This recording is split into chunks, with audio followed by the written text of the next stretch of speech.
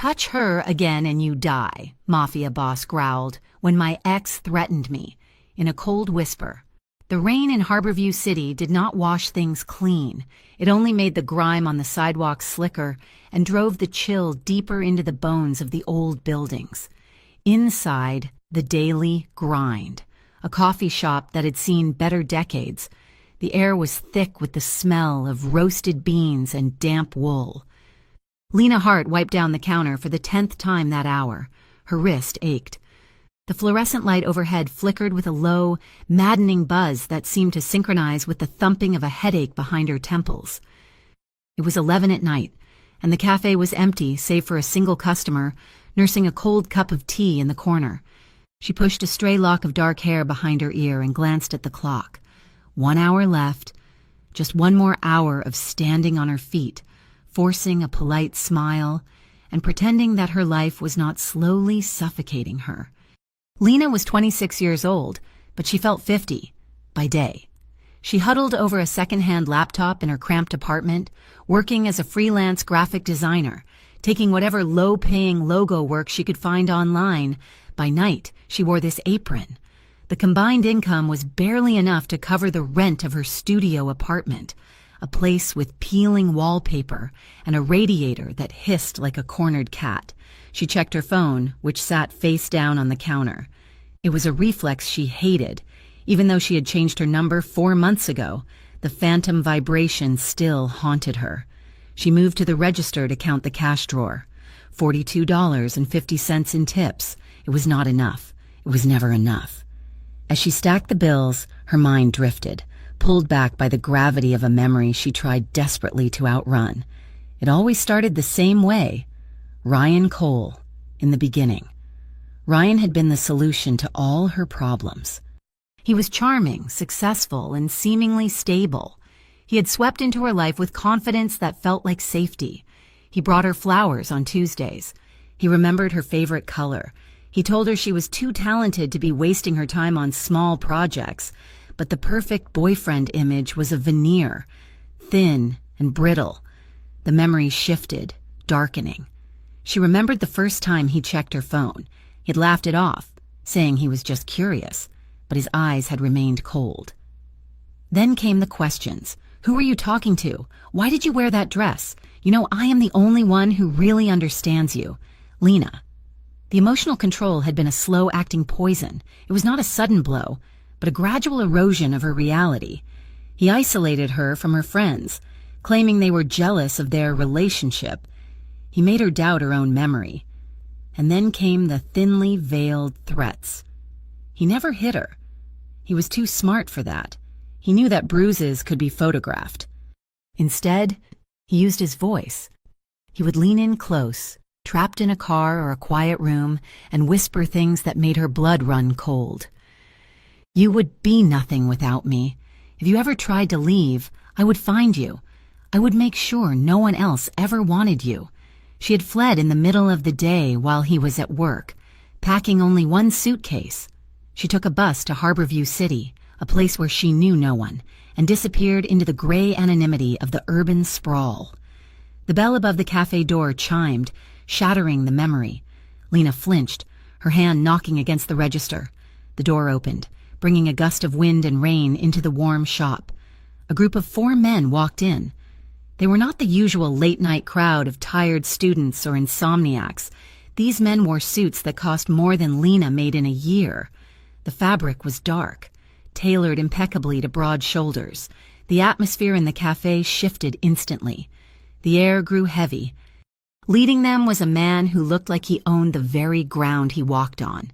He was tall, with hair the color of midnight and eyes that scanned the room with predatory intelligence.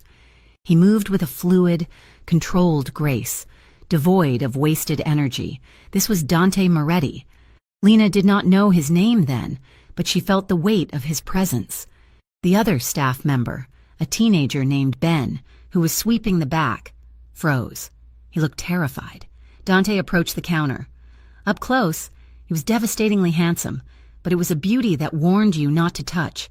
His features were sharp, his jawline defined as if carved from marble. "Good evening," Dante said. His voice was a deep baritone, smooth like aged whiskey, but with a rough edge that suggested it could burn. "Good evening," Lena managed to say, her voice steady despite the rapid beating of her heart. "What can I get for you?" "4 espressos, black, and water for the table," he ordered. He placed a $100 bill on the counter. "Keep the change." Lena stared at the money. "Sir, the total is only $12. "I know," he said, his dark eyes locking onto hers. For a second, she felt like he was reading every secret she had buried. "Consider it a convenience fee for the late hour." He turned and led his men to a booth near the window. They sat in silence, their voices low. Lena made the drinks, her hands trembling slightly. When she brought the tray to their table, Dante watched her. He did not ogle her or look at her with the hungry entitlement she was used to from men in this city. He observed her. It was a look of assessment, respectful but intense. "Thank you," he said as she set the cups down. She nodded and retreated to the safety of the counter. 10 minutes later, the door opened again. This time, a man stumbled in, bringing the smell of cheap liquor with him. He was disheveled, his eyes red and unfocused. He scanned the room and zeroed in on Lena. "Hey, sweetheart," the drunk slurred, leaning heavily on the counter. "You look lonely."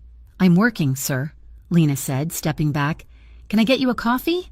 "I don't want coffee," he muttered, reaching over the counter. His hand, clammy and rough, clamped around her wrist. "I want you to smile. You are too pretty to be so serious." Panic flared in Lena's chest. The grip was tight. "Let go of me," she said, trying to pull her arm back. "Don't be a bitch," the man spat, his mood swinging instantly to aggression. "I'm just being nice." Before Lena could shout for Ben, a shadow fell over the counter. Dante Moretti was there. He had moved so silently she hadn't heard him approach. "Let her go," Dante said. He did not raise his voice. He did not shout. He spoke in a tone of absolute, icy calm that was far more terrifying than any scream. The drunk blinked, looking up at Dante. "Mind your business, pretty boy." Dante's expression didn't change. He reached out and took hold of the drunk's wrist, the one holding Lena. With a motion that looked effortless, he applied pressure. The drunk gasped, his knees buckling as his hand was forced open. Dante removed the man's hand from Lena's arm as if he were discarding a piece of trash. He leaned in, his face inches from the drunk's terrified eyes. "Walk out that door," Dante said, his voice a low rumble. "Do not look back. Do not come back. If you upset this woman again, you will answer to me." The drunk scrambled back, clutching his wrist, sobering up instantly under the weight of the threat. He turned and fled into the rain without a word. Lena stood frozen, rubbing her wrist where the red marks were fading. She looked at Dante. This was power. But it was different from Ryan's power. Ryan's control was sneaky, manipulative, born of insecurity. Dante's power was blatant, controlled, and protective. "Are you all right?" Dante asked, his eyes searching her face. "I am fine," Lena breathed. "Thank you. You didn't have to do that." "I did," Dante replied simply. He looked at her for 1 second longer, a gaze that made her knees weak, before turning and walking back to his table. The rest of the shift passed in a blur. When Dante and his men left, he nodded to her once, a silent acknowledgement. Closing time came. Lena locked the front door, rattling the handle twice to be sure. It was a compulsion she couldn't shake. She pulled her coat tight against the wind and started the walk to her apartment. It was only 6 blocks, but at midnight, 6 blocks felt like 6 miles. The rain had slowed to a drizzle, the streetlights reflected in the puddles, creating distorted mirrors on the asphalt. Lena walked briskly, her keys clutched between her knuckles, a trick she had learned online for self-defense. She heard footsteps behind her. Tap, tap, tap. She stopped. The footsteps stopped. Her heart hammered against her ribs. Ryan? No. Ryan didn't know where she was. She'd been so careful she started walking again, faster this time. The footsteps resumed, matching her pace. Panic rose in her throat, tasting like bile. She was about to run when a black sedan rolled slowly alongside her. The passenger window slid down with a soft whir. Lena braced herself to scream, but the face that appeared was not a threat. It was the driver of the car from the cafe. He was an older man with a scarred eyebrow. "Miss Hart," the driver said. Lena stared at him. "How do you know my name?" "Mister, Moretti noticed you walking alone," the driver said, keeping the car at her walking pace. "He instructed me to ensure you made it to your door safely. He does not like the idea of a lady walking these streets after what happened tonight." Lena looked at the back seat, but the windows were tinted too dark to see inside. She didn't know if Dante was in there watching her. "I am almost there," she said, her voice trembling. "I can manage. I will drive slowly right here until you are inside," the driver insisted politely. "Please, boss's orders." There was no room for argument in his tone. Lena walked the remaining 2 blocks with the sleek black car acting as a shield between her and the dark alleyways. When she reached her apartment building, she turned to the car and gave a small, hesitant wave. The driver nodded, and the car idled until she was safely inside the lobby. The protective gesture unsettled her. It was intrusive. Yes, but for the first time in months, the icy knot of fear in her stomach loosened just a fraction. She felt watched over. She climbed the 3 flights of stairs to her hallway. The fluorescent light in the corridor was flickering, casting long, jumping shadows. She reached her door and froze. Sitting on the welcome mat was a bouquet of lilies. They were pristine, white, and beautiful. They were also her favorite flower. Lena felt the blood drain from her face. She approached them slowly, as if they were a bomb.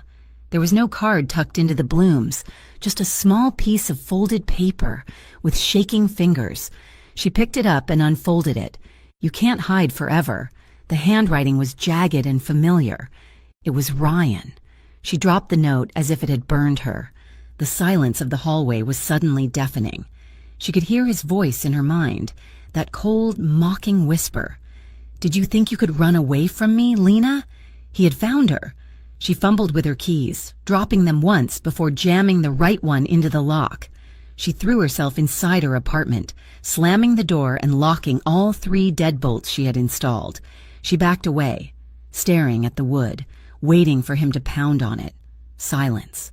She didn't sleep that night. She sat on her floor, pushing a chair under the doorknob, clutching her phone, wondering if she should run again. But where would she go? She had no money left to move. The morning sun brought no relief. It only illuminated the dust motes dancing in the air of her small life, a life that was now compromised. She dragged herself to the cafe for the morning shift. Her eyes were rimmed with red, and her hands shook as she poured coffee. Every time the door chime rang, she jumped. At 10 in the morning, the door opened. Ryan Cole walked in. He looked exactly as she remembered. He was dressed in a crisp navy suit, his blonde hair perfectly styled. He looked like the successful businessman he was. He looked normal, he looked safe. That was his greatest weapon. He walked straight to the counter. Lena felt her lungs seize up. She couldn't breathe. She couldn't move. "Hello, Lena," he said. His voice was pleasant, conversational. He leaned his elbows on the counter, invading her space. "You are hard to find." "Leave me alone," Lena whispered, her voice cracking. "Get out." "Now, is that any way to greet an old friend?" Ryan smiled, but it didn't reach his eyes. His eyes were dead, flat things. "I just want to talk. We have so much to discuss. Like why you stole money from me when you left." "I didn't steal anything," Lena said, her voice rising slightly. "I took my own savings." "Shh," Ryan hushed her, placing a finger against his lips. He leaned closer, dropping his voice to that terrible, cold whisper she had heard in her nightmares. "Don't make a scene. Lena, you know I hate scenes. I just want you to come back home. You belong with me." "I'm not going anywhere with you," she said, gripping the counter to keep from falling. "Oh, I think you will," Ryan murmured. "I know where you live now. 3rd floor, right? Apartment 3B. Maybe I will drop by your place tonight. We can have a real conversation without all these people around." Lena froze. The threat was clear. He was going to come for her. The door chimed again. Ryan didn't turn around, but Lena looked up. Dante Moretti had just walked in. He was wearing a gray suit today, looking just as imposing as the night before. He stopped a few feet from the counter. His eyes went instantly to Lena. He saw it all. He saw the way her shoulders were hunched, the terror in her wide eyes, the way her knuckles were white as she gripped the marble top. He looked at Ryan, observing the aggressive lean, the invasion of space. Dante stepped forward. The air in the cafe seemed to drop 10 degrees. "Is there a problem here?" Dante asked. His voice was calm, but there was a current of electricity underneath it. Ryan stood up straight and turned, looking Dante up and down with a sneer. "No problem, just catching up with my girlfriend. We're having a private conversation. Do you mind?" "She doesn't look like she wants to have a conversation," Dante said. He took another step closer. He was taller than Ryan, broader. The physical dominance was immediate. "She is just being overdramatic." Ryan laughed dismissively. "Lena is always like that. Fragile." Dante's jaw clenched. A muscle ticked in his cheek. He looked at Lena. "Do you want him here?" Lena shook her head frantically. "No." Dante turned his gaze back to Ryan. The look on his face was terrifying. It was the look of a predator deciding how to dismantle its prey. Dante stepped into Ryan's personal space, forcing Ryan to take a half step back. Dante leaned down, his voice dropping to a low, guttural register that vibrated in the air. "Touch her again and you die." He said it low enough that only the three of them could hear. It wasn't a shout. It was a fact. It was a promise delivered with the certainty of gravity. The color drained from Ryan's face. For a moment, his arrogance faltered. He looked at Dante's eyes and saw something ancient and violent there. The air turned electric. The sounds of the coffee shop faded into the background. Ryan tried to regain his composure. He straightened his jacket and forced a chilling smile. "You have some dangerous friends. Lena, I wonder how long they will stick around." He looked at her one last time. "I will see you soon." He turned and walked out of the cafe, the bell chiming cheerfully behind him. Lena let out a breath she didn't know she was holding. She was shaking uncontrollably now. Embarrassment washed over her. A Mafia boss. She knew what he was. Everyone in the city knew the name Moretti, had just stepped into her personal nightmare. Dante watched Ryan leave, then turned back to Lena. His expression softened, the violence receding behind a mask of civility. "I'm sorry," Lena stammered. He is my ex. I didn't mean to bring trouble." "You didn't bring anything," Dante said quietly. "He brought it." He reached into his pocket and pulled out a card. It was heavy, black cardstock with silver lettering. It had a name and a number, nothing else. He slid it across the counter until it rested near her hand. "If he bothers you again," Dante said, his dark eyes holding hers, "call me, day or night." He didn't wait for a response. He turned and walked out into the morning light, leaving Lena standing in the smell of coffee and fear, staring at the small black card that felt like a lifeline and a trap all at once. The black business card sat on the scratched laminate of Lena's kitchen table. It looked out of place among the stack of unpaid utility bills and the half-empty mug of tea. The silver lettering caught the dim light of the overhead bulb, spelling out a name and a number that felt like a summoning circle. Dante Moretti. Lena stood over it, a lighter in her hand. The flame flickered, casting dancing shadows against the peeling beige wallpaper. She should burn it. She knew she should. Inviting a man like Dante Moretti into her life was like inviting a wolf to guard the sheep. It might keep the coyotes away, but eventually the wolf would get hungry. She stared at the flame until the metal of the lighter grew hot against her thumb. She snapped it shut. She could not do it. Instead, she swept the card up and shoved it into the back of her junk drawer, burying it beneath a tangle of rubber bands, dead batteries, and takeout menus. She slammed the drawer shut with more force than necessary. She told herself she would never use it. She was a normal woman living a normal life. There were laws for this. There were restraining orders and police reports and courts. She did not need a mob boss. She needed the system to work. But the system felt very far away the next morning at the daily grind. Mia, her coworker, and the closest thing Lena had to a friend in Harborview City, noticed the dark circles under Lena's eyes immediately. Mia was a firecracker of a woman, short and fierce, with bright red hair and a refusal to take nonsense from anyone. "You look like you went 10 rounds with a ghost," Mia said, handing Lena a fresh apron. "Did he call again?" Lena tied the strings around her waist, her fingers fumbling. "He did not call. He just appeared yesterday." She told Mia everything about Ryan's visit, leaving out the part about Dante. She was too ashamed to admit that she had been saved by a criminal. Mia slammed the steam wand off, the milk frothing loud and angry. "You have to document this, Lena, every text, every time he shows up. You need to go to the precinct and file a report. Today." Lena wiped down the counter, her stomach twisting. "And tell them what? That he visited me at work? That he wants to talk? He hasn't hit me.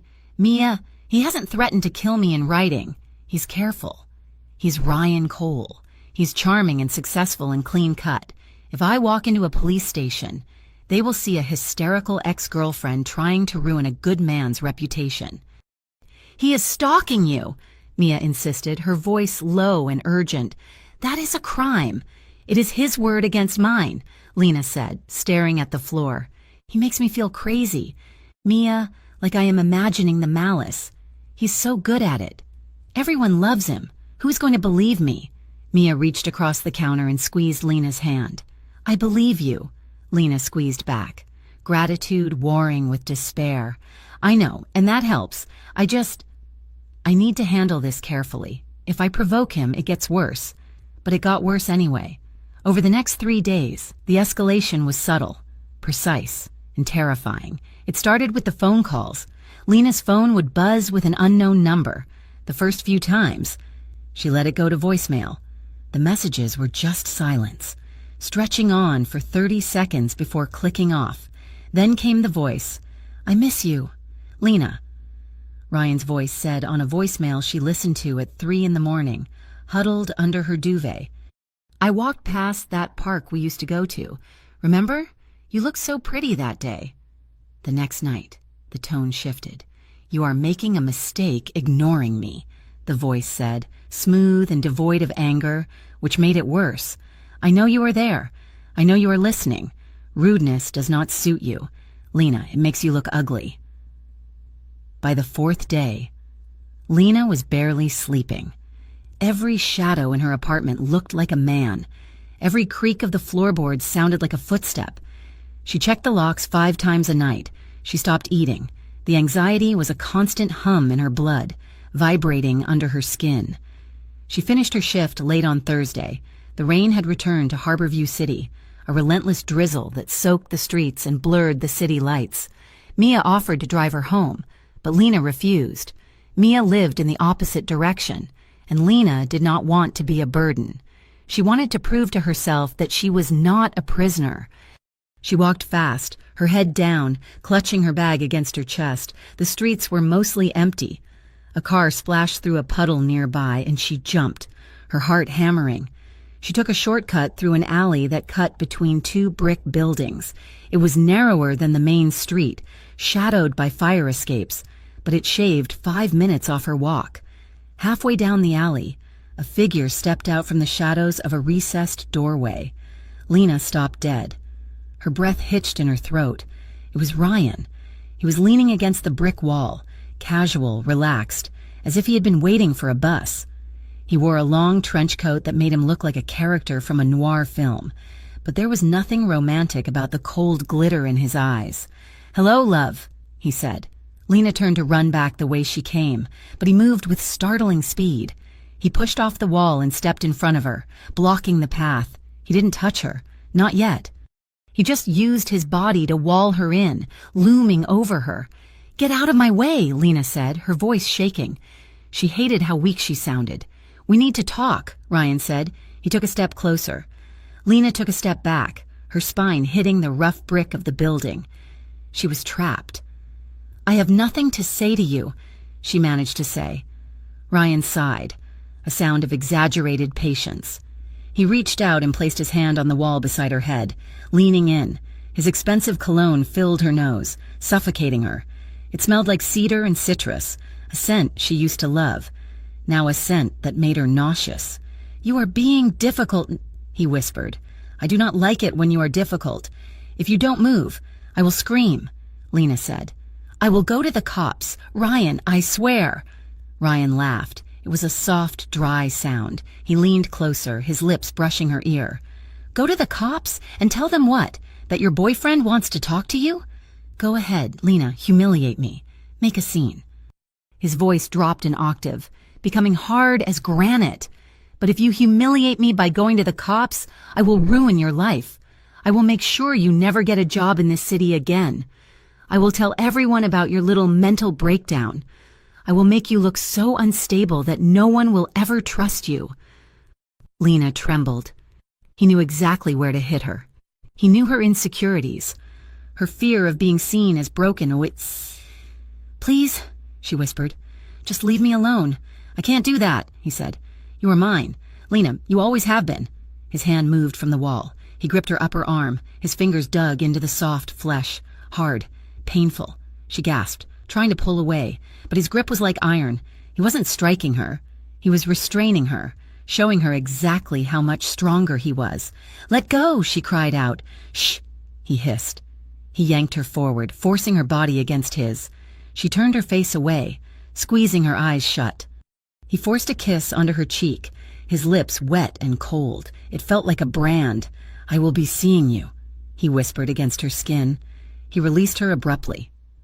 Lena stumbled back, clutching her arm where his fingers had been. The skin throbbed. She knew there would be a bruise there by morning. Ryan smiled at her, adjusted his coat, and walked past her out of the alley, whistling a low tune.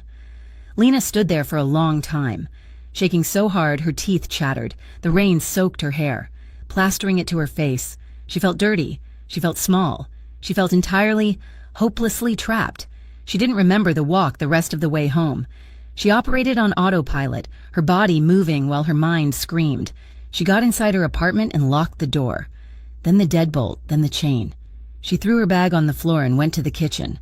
She didn't turn on the lights. She didn't want to see the apartment. She yanked open the junk drawer, digging frantically through the clutter. Batteries clattered to the floor. A takeout menu ripped. Her fingers found the heavy black cardstock.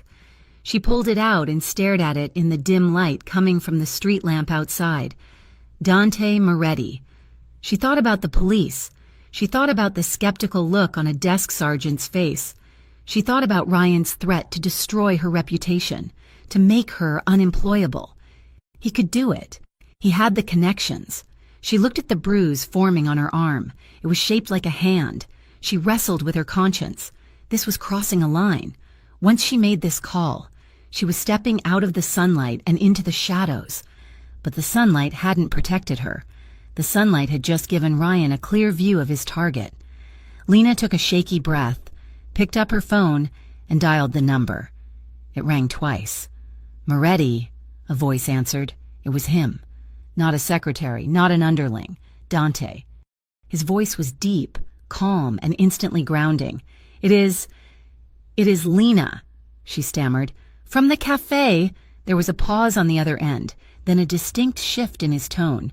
It went from professional to alert. Lena, are you all right? Her voice broke. A sob escaped her throat, sharp and sudden.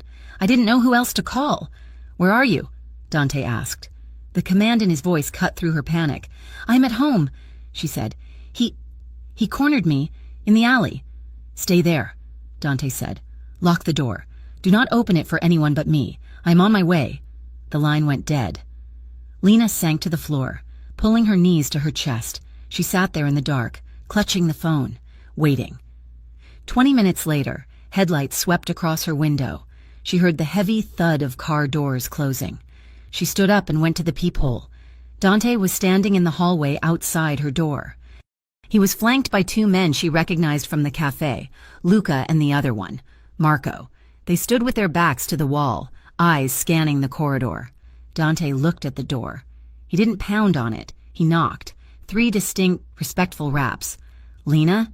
He called softly. It is Dante. She unlocked the chain, then the deadbolt, then the lock. She opened the door. Dante stood there in a dark overcoat, rain glistening on his shoulders. His face was tight, his eyes dark and furious. But when he looked at her, the anger vanished, replaced by concern. He didn't step inside. He stayed on the threshold. "May I come in?" he asked. The contrast hit her hard. Ryan had blocked her path, forced his way into her space, touched her without permission. Dante, a man who could likely break down this door with one kick, was asking for permission to cross the threshold. "Yes," she breathed. "Please." Dante nodded to his men. "Stay here." "Boss," Luca acknowledged. Dante stepped inside and closed the door gently behind him. The apartment was small and shabby, but he didn't look around with judgment. He looked at her. He scanned her from head to toe, looking for injuries. His gaze stopped on her arm, where she was subconsciously rubbing the spot Ryan had grabbed. "Did he hurt you?" Dante asked. His voice was very quiet. "He didn't hit me," Lena said, wrapping her arms around herself. "He just grabbed me. He wanted to show me he threatened me. He said if I went to the police, he would ruin my life." Dante listened. He stood in the center of her small living room, still wearing his coat, resembling a dark statue, as she spoke, explaining the threats, the forced kiss on the cheek, the way Ryan had made her feel like property. Dante's jaw clenched. A muscle feathered in his cheek, his hands hanging by his sides, curled into fists so tight the knuckles turned white. But he did not interrupt. He let her speak until the words ran out. When she finished, the silence stretched between them. "You have two options," Dante said finally. "Option 1, you go to the police, you file a report. My lawyers can help you. We can force them to take it seriously. But the law is slow, Lena, and men like your ex know how to walk the line between harassment and crime. And option 2, she asked.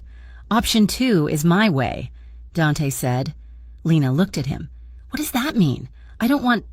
Dante, I don't want him dead. I don't want blood on my hands. I am not like you. I cannot live with that." Dante's expression softened. "I know you aren't, and I respect that. If I handle this, it does not mean a shallow grave in the woods. It means I speak to him in a language he understands.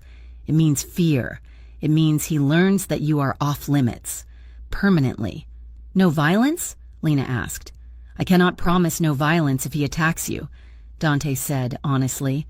"But I promise I will not hunt him down and kill him. I will stop him. I will build a wall around you that he cannot climb." Lena looked at him. She saw the darkness in him, yes, but she also saw a steadfastness she had never known. "Okay," she whispered. "Do it your way." Dante nodded once. "Done." He moved then, walking past her toward the window. "I need to check the security. It is just a standard lock," she said, following him. "It is a joke," Dante corrected. He examined the window latch. "A child could pop this with a screwdriver." He made a mental note. "I will have someone come tomorrow to reinforce these." He moved through the apartment with efficient purpose. He checked the back door. He checked the fire escape access. Lena followed him. Feeling strange seeing this dangerous man in her intimate space, they ended up in the narrow hallway that led to the bathroom. It was a tight squeeze. Dante turned to face her, and suddenly, the air left the room. They were standing inches apart. The hallway was too narrow for him to pass without brushing against her. He stopped. He looked down at her. Lena looked up. His eyes were the color of espresso, dark and intense. He looked at the bruise forming on her arm, then up to her face. He reached out. Lena flinched instinctively. Dante froze. A flicker of pain crossed his eyes. "I am not him. Lena, I know," she whispered. "I am sorry." Slowly, giving her time to pull away, he reached out again. His hand was large, warm. He didn't touch her arm. He reached for a strand of dark hair that had fallen across her cheek. With infinite gentleness, he tucked the hair behind her ear. His thumb brushed against her temple. His skin was rough, calloused from a life she could only imagine, but his touch was feather-light. Lena's breath hitched. Her heart stumbled in her chest, an erratic rhythm that had nothing to do with fear. He let his hand linger near her face for a second. The heat radiating from him was intoxicating. She could smell him. Rain, expensive tobacco, and something crisp and clean like cedar. Not the suffocating cologne Ryan wore, but something elemental. "He will not touch you again," Dante murmured. It wasn't a threat. It was a vow. The attraction between them was a physical weight, heavy and thick. Lena felt a pull toward him, a desire to lean into that hand, to rest her head against his chest and let him carry the weight of her fear. Dante seemed to sense it. His gaze dropped to her lips, then back up to her eyes. He pulled his hand back slowly, breaking the spell but leaving the tension vibrating in the air. "I will have Marco stay outside in the car tonight," Dante said, his voice slightly rougher than before. "He will watch the building. You are safe here." "Thank you," Lena said. Her voice was barely a whisper. He walked back to the front door. Lena followed. He opened it, signaling to Luca in the hallway. "We are leaving," Dante said to his man. "Marco stays." Dante turned back to Lena one last time in the doorway. He looked at her, really looked at her, as if memorizing her face. "Lock the door behind me," he instructed. "I will," she said. She reached out to take the business card she had left on the entry table, intending to put it back in her pocket. At the same moment, Dante reached for the doorknob. Their fingers brushed. It was a small contact, fleeting, but it sent a jolt of electricity up Lena's arm. Her cheeks flushed hot. She looked up, startled. Dante looked at her hand, then her face. The corner of his mouth quirked up. It wasn't a smirk. It was a small, crooked half-smile that transformed his harsh features into something devastatingly human. "Good night, Lena," he said. "Good night, Dante," she replied. He stepped out and she closed the door. She locked it, then the deadbolt, then the chain. But this time, the locks didn't feel like the only thing keeping her safe. She went to bed, exhausted but wired. When sleep finally claimed her, the dreams came. She was in the alley again. The shadows were long and sharp. Ryan was there, his face twisted, his cold whisper echoing in her ears. "You are mine. You are mine." She tried to scream, but no sound came out. Ryan reached for her, his fingers turning into claws. Then a shadow fell over him. A large, dark figure stepped between them. "Touch her again and you die?" The voice was a rumble of thunder. Ryan shrank back, dissolving into smoke.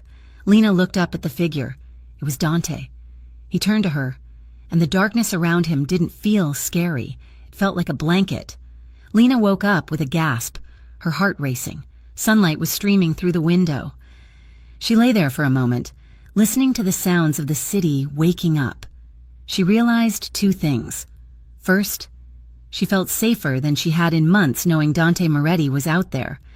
And second, the fact that she found comfort in a man capable of such violence terrified her almost as much as Ryan did. The bell above the door of the daily grind chimed, signaling the start of another Tuesday. But for Lena Hart, it sounded like a warning bell. She was trying.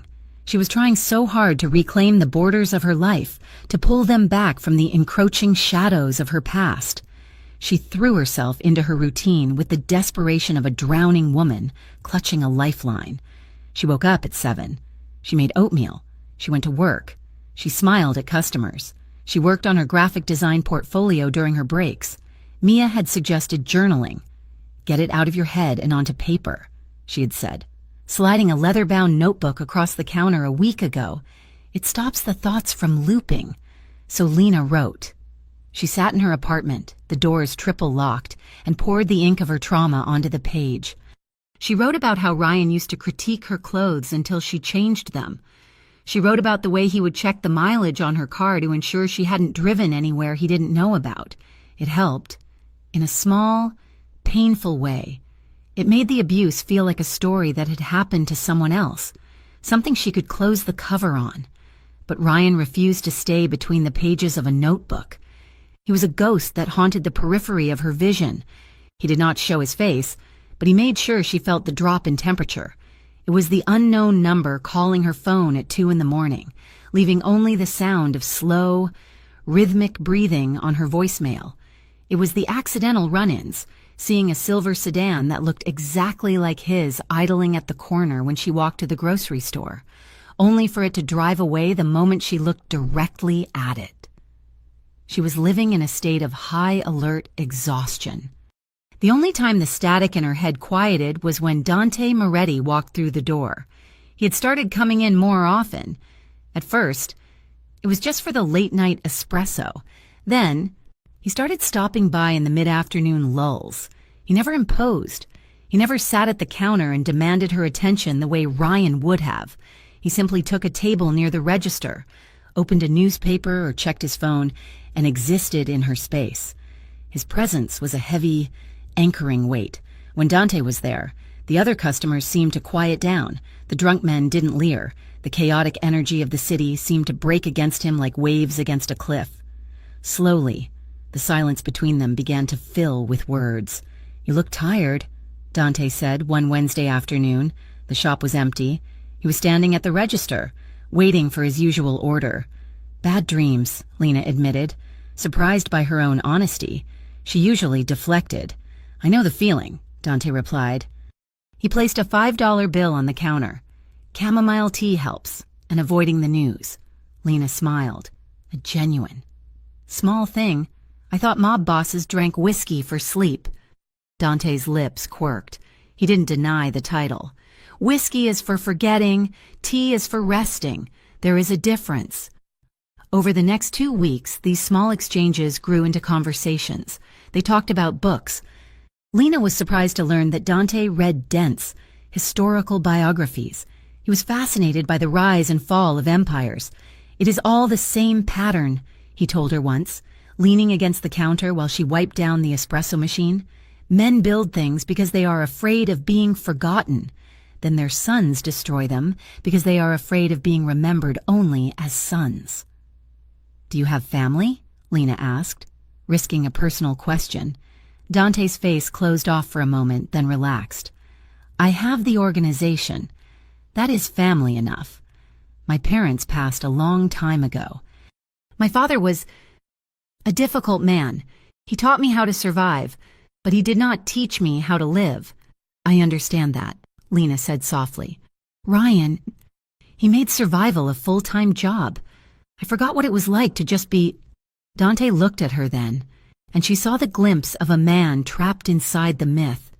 He looked lonely, not the frantic loneliness of someone who needs validation, but the deep, hollow loneliness of a man who stands at the top of a mountain and realizes the air is too thin to breathe.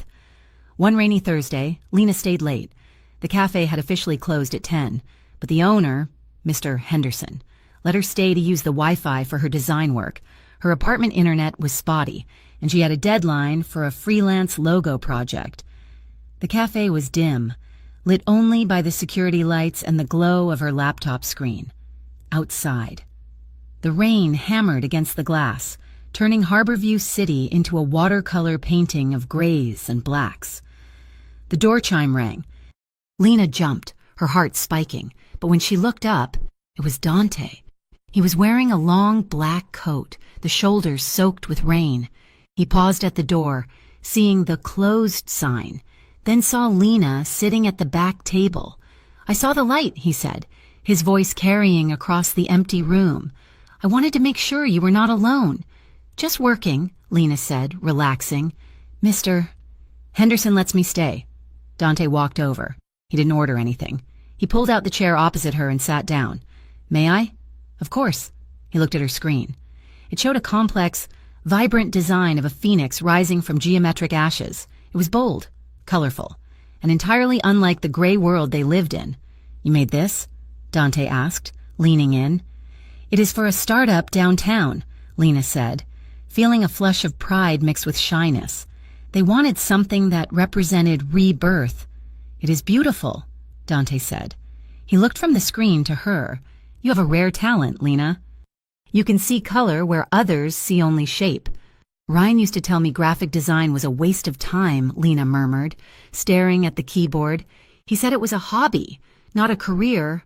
"Ryan is a fool," Dante said. The name came out of his mouth like a curse. "He tried to make you small so he could feel big. Do not let him win.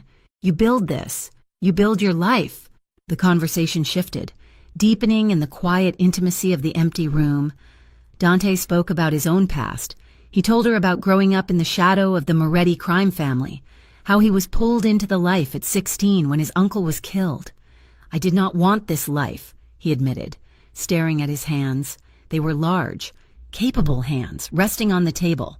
"I wanted to be an architect. I wanted to build skyscrapers.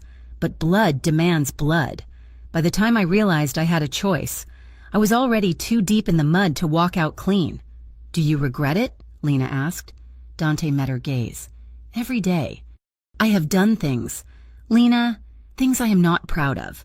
Violence is a language I speak fluently, but I hate the taste of it." Lena looked at him and saw the weariness in his eyes. It mirrored her own exhausted soul.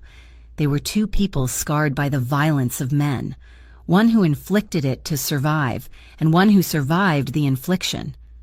Suddenly, a crack of thunder shook the building. It was so loud it rattled the cups on the shelves. The lights flickered once, twice, and then died.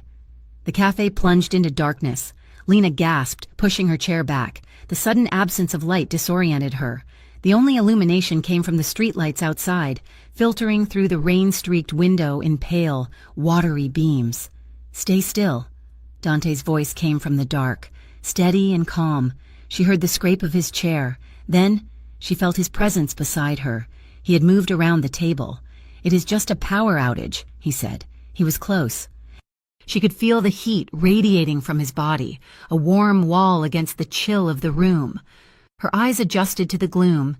She could see the outline of his shoulders, the sharp angle of his jaw, the glint of his eyes watching her.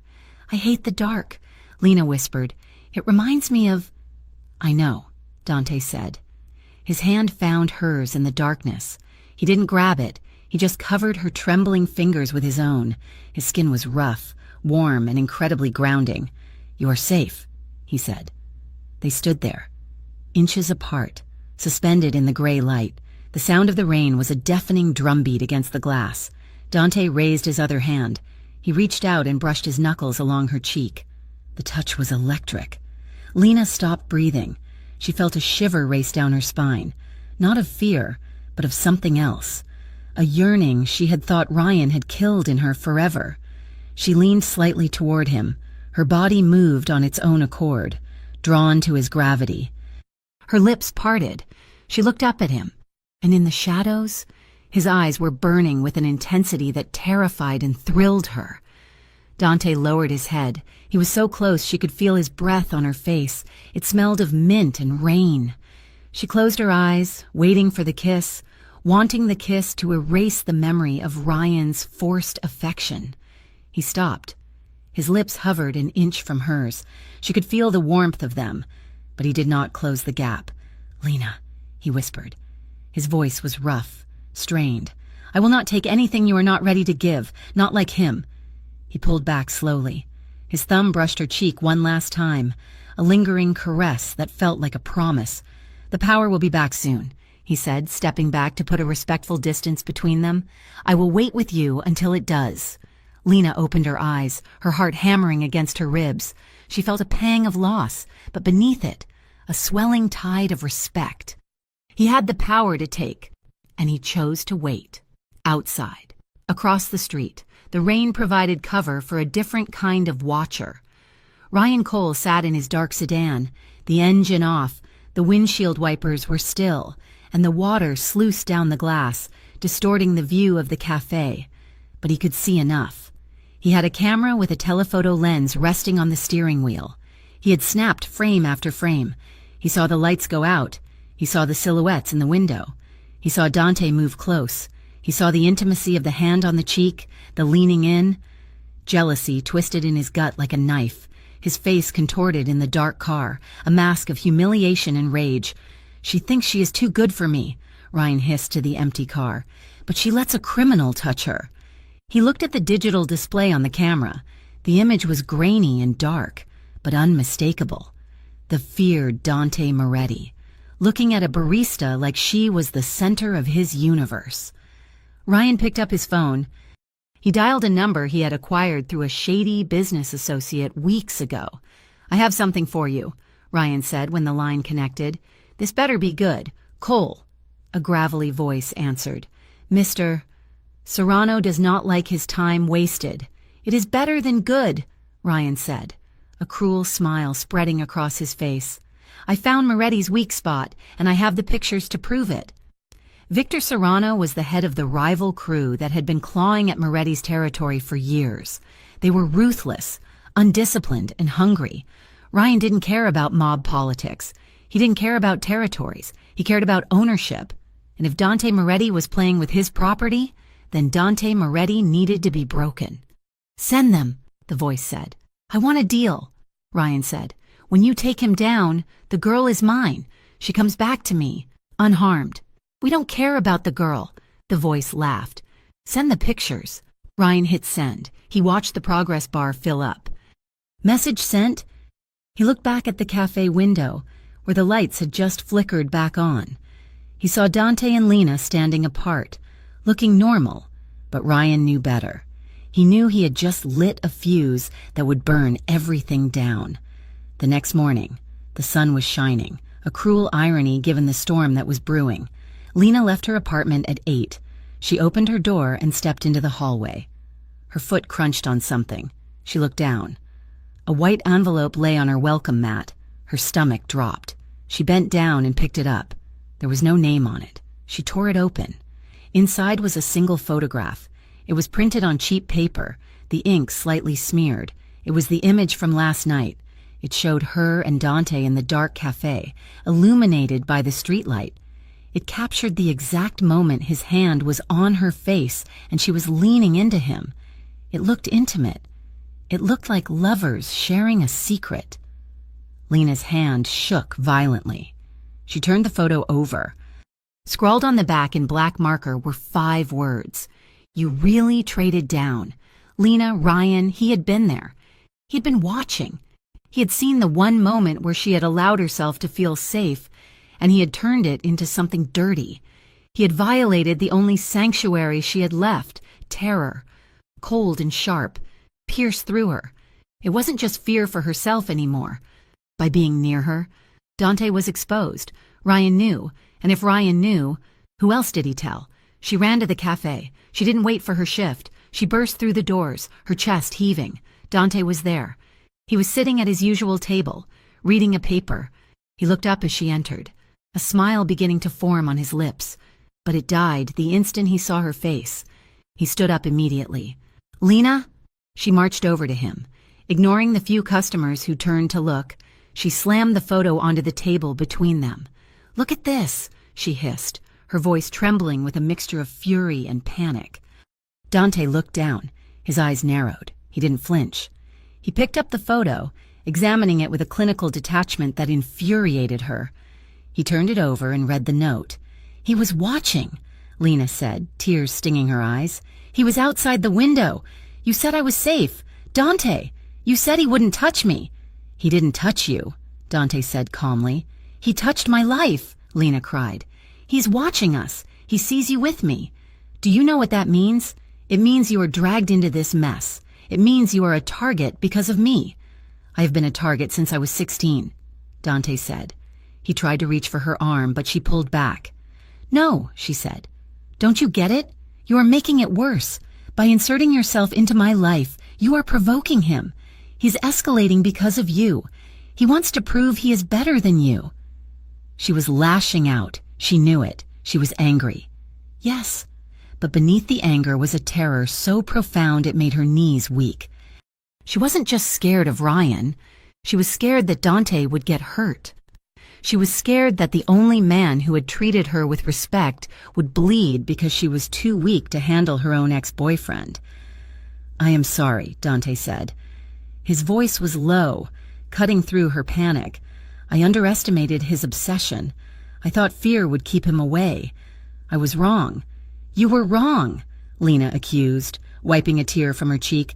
And now he has leverage. He has nothing, Dante said, his voice hardening into steel. He has a picture. That is all. He has us, Lena whispered. He knows I care about you. The words hung in the air between them. She hadn't meant to say it. It was a confession she wasn't ready to make. Dante went very still. He looked at her, and for a second, the mask of the mob boss slipped entirely, revealing a man who looked stunned by the idea that someone would worry about his safety. "Go home, Lena," Dante said gently. "Lock your door. I need to handle this." "Handle it how?" she asked. "By making sure he never holds a camera again," Dante said. "I will increase the security at your building. Marco will not be alone. I will have a team." "Dante, go," he commanded. Soft but firm. Lena turned and fled the cafe. She couldn't look at him. She felt exposed, raw, and terrified. Dante watched her go. He waited until she was safely in a taxi before he moved. He picked up the photo. He crumpled it in his fist, his knuckles turning white. He pulled out his phone and dialed Luca. "Assemble the circle," Dante said. His voice was no longer the gentle baritone he used with Lena. It was the voice of the capo. "Meeting in 20 minutes. We have a problem." He walked out of the cafe, leaving his coffee untouched. This was no longer a personal favor. This was no longer just about protecting a woman he was beginning to love. Ryan Cole had aligned himself with the Serrano crew. Dante knew it as surely as he knew the rain would fall. A picture like that didn't just stay with a jealous ex. It went to enemies. It went to anyone looking for a chink in the armor. Ryan had made a fatal error. He thought Lena was a weakness Dante would hide, but Dante Moretti didn't hide his treasures. He fortified them. And if Victor Serrano thought he could use Lena Hart to get to Dante, he was about to learn that Dante was perfectly willing to burn the entire city to the ground to keep her safe. The war had begun. The unmarked sedan had become a permanent fixture on the corner of 4th and Elm. It was a nondescript gray model, the kind that blended into the pavement and the overcast sky of Harborview City. But Lena knew it was there. She knew that inside sat a man named Marco, or sometimes a younger man she didn't know, watching her front door with the unblinking patience of a gargoyle. Inside the hallway of her apartment building, a small, high-definition camera had been discreetly mounted above her door frame. It was sleek and barely noticeable, a silent sentinel that fed a live stream directly to a security server Dante controlled. Lena stood in her kitchen, staring at the monitor Dante had installed on her counter. It showed the empty hallway in grainy black and white. She should have felt invaded. A month ago, the idea of a crime boss monitoring her comings and goings would have sent her running for the hills. But now, as she poured hot water into her tea mug, she felt a strange, heavy settling in her chest. It was the feeling of an anchor hitting the sea floor. For the first time in weeks, she had slept through the night.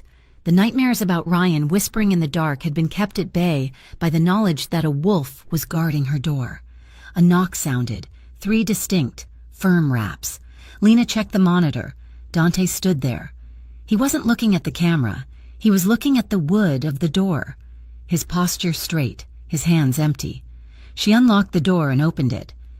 "Good evening," Dante said. He looked tired. There were shadows beneath his eyes that spoke of late nights and difficult decisions, but his gaze, when it landed on her, softened instantly. He held a paper bag from a bakery down the street.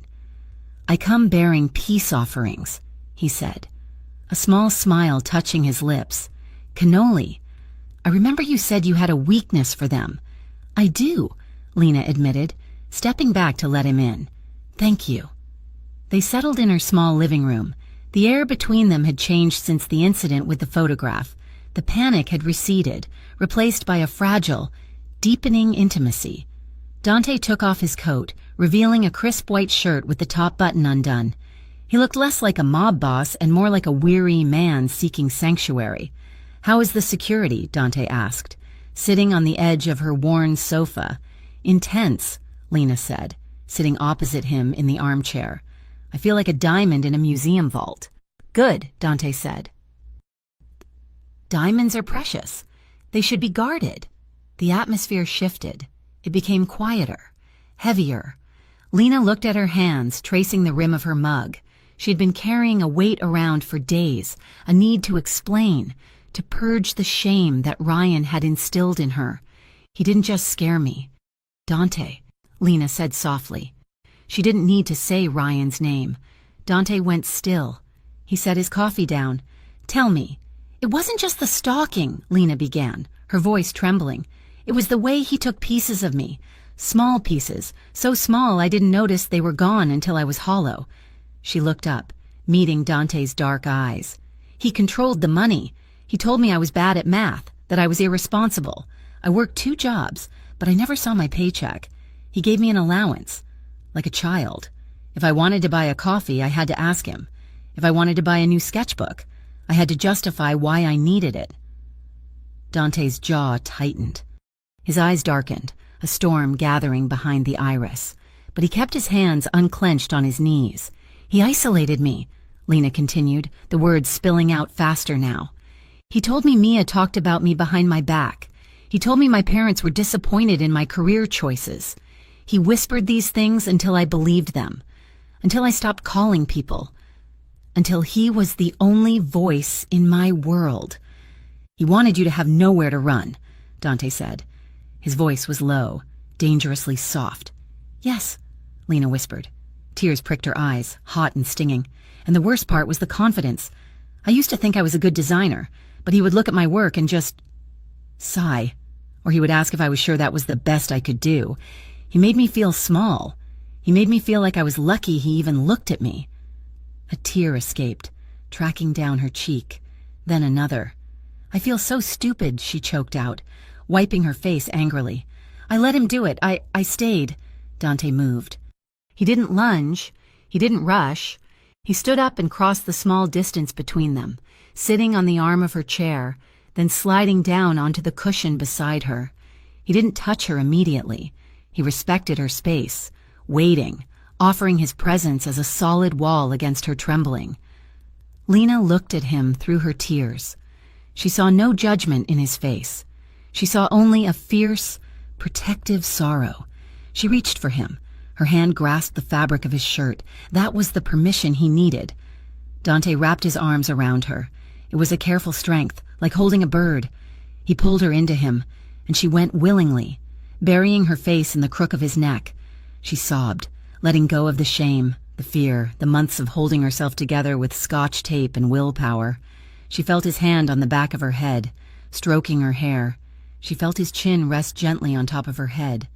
But mostly, she felt his heartbeat. It was slow, steady, and strong, a rhythmic thud against her ear that drowned out the chaotic noise of her own anxiety. "You are not stupid," Dante murmured into her hair. "You were kind, and he weaponized your kindness. That is his sin, Lena, not yours." They stayed like that for a long time, until her tears dried and her breathing evened out. Later that night, the apartment felt too small for the emotions swelling between them. Lena opened the sliding glass door to the small balcony. The night air was crisp, carrying the scent of the ocean and wet asphalt. Harborview City sprawled below them, a grid of amber lights and moving car headlights. Lena leaned against the railing, hugging her arms around herself. The wind bit through her thin sweater. She felt a weight settle over her shoulders. Dante had stepped up behind her, draping his suit jacket over her. It was warm from his body and smelled of him, cedar, tobacco, and rain. She turned around. Dante was standing close. The city lights reflected in his eyes, making them look like polished obsidian. The playfulness was gone. The comfort was gone. What remained was something raw and undeniably magnetic. "You are cold," he said. "A little," she whispered. He reached out, his hands settling on her waist. His thumbs brushed the fabric of her sweater, sending heat spiraling through her. He didn't pull her in. He waited. Lena looked up at him. She saw the question in his eyes. She saw the restraint he was exercising, the leash he kept on his own desire because he refused to be another man who took from her. She made the choice. She rose on her tiptoes. She placed her hands on his chest, feeling the solid muscle beneath the silk of his shirt. Dante dipped his head. The kiss was not like the movies. It wasn't a crash of teeth or a frantic grappling. It was slow. It was a question asked and answered in the soft pressure of lips. When their mouths met, Lena felt the world narrow down to this single point of contact. Dante's lips were firm, warm, and incredibly gentle, But as she sighed into him, his control slipped just a fraction. His hands tightened on her waist, pulling her flush against him. The kiss deepened. It became hungry. It was the taste of pent-up emotion, of weeks of stolen glances and unspoken words. Lena's fingers curled into the hair at the nape of his neck, pulling him closer.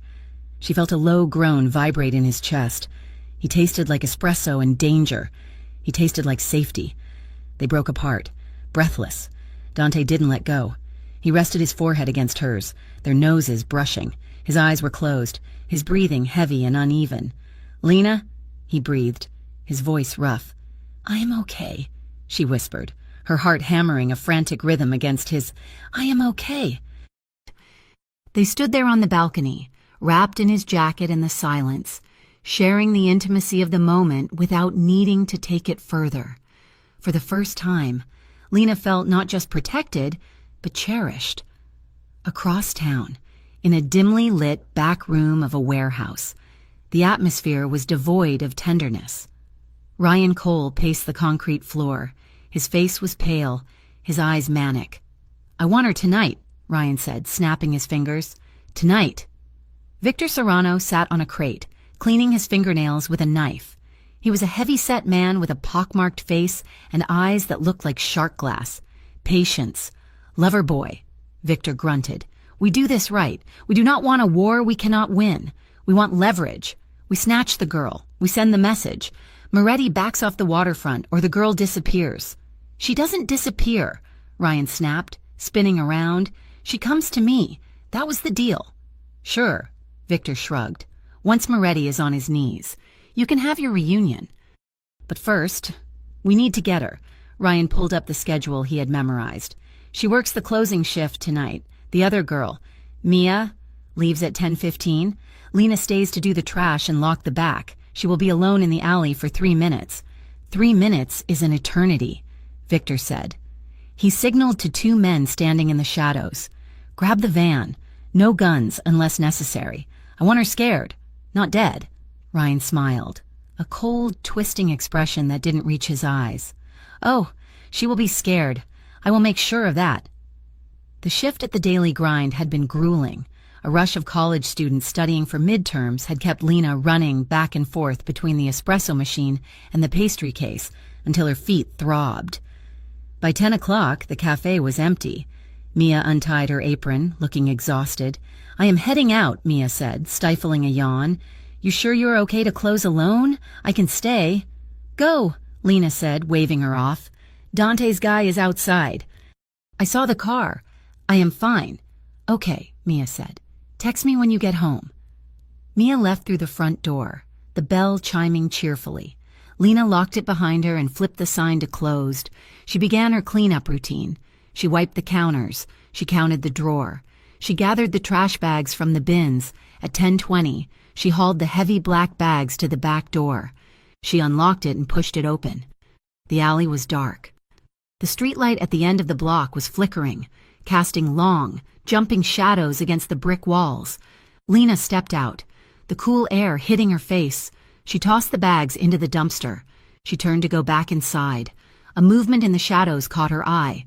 Before she could react, a hand clamped over her mouth. It was a gloved hand, tasting of leather and dirt. Lena tried to scream, but the sound was smothered. An arm wrapped around her waist, lifting her off her feet. She kicked out, her boots connecting with a shin, but the attacker didn't let go. "Quiet!" A rough voice hissed in her ear. A white van screeched to a halt at the mouth of the alley. The side door slid open. Lena thrashed, panic exploding in her brain like a white light. She clawed at the hand on her face. She managed to free her mouth for a fraction of a second. "Dante!" she screamed. It was a short, strangled cry, cut off as a second man grabbed her legs. They threw her into the back of the van. She hit the metal floor hard, the impact knocking the wind out of her. The door slammed shut, plunging her into total darkness. The engine roared, and the van sped away, tires squealing on the wet asphalt. Dante sat at the head of a mahogany table in the back room of an Italian restaurant 3 blocks away. He was in a meeting with his lieutenants, discussing the recent encroachments by the Serrano crew on the docks. His phone, which sat face up on the table, vibrated. It was Luca. Dante frowned. Luca knew not to interrupt a meeting unless the sky was falling. He picked it up. "What?" "Boss." Luca's voice was breathless, panic edging the tone. "She is gone." Dante felt the blood in his veins turn to ice. The room went silent. Every man at the table stopped talking, sensing the shift in the air. "What do you mean, gone?" Dante asked. His voice was deadly calm, but his hand gripped the phone so hard the plastic creaked. "I was parked out front," Luca explained rapidly.